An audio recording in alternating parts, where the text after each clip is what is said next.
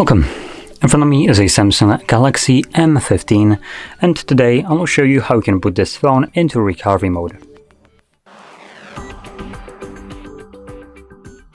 Now before we get started, you'll need to grab a cable and have it connected to your computer.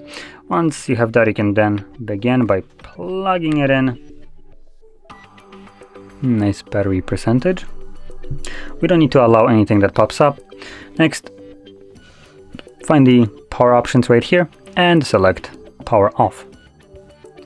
When the device turns off, you want to hold power button and volume up at the same time. Now the power off is indicated by the vibration.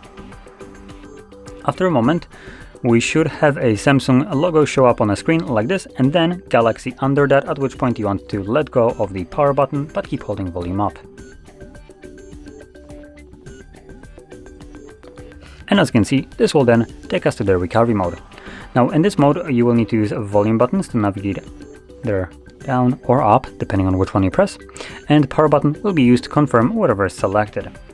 Now going over the options that we have access to, we have things like Reboot System Now, which takes us back to Android, Reboot to Bootloader, which takes us to Fast Boot Mode, Apply Updates from ADB or SD card, or Wipe Data or Cache Partition, Mount System, View Logs, Run Tests, and power off the device. Anyway, I'm gonna stick with the first one and then confirm it. Additionally, we can also unplug the cable. The cable is only needed to get us into the recovery mode for some reason.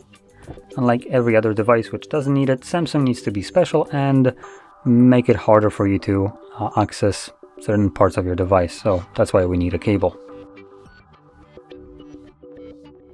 And as you can see, we are now back in Android.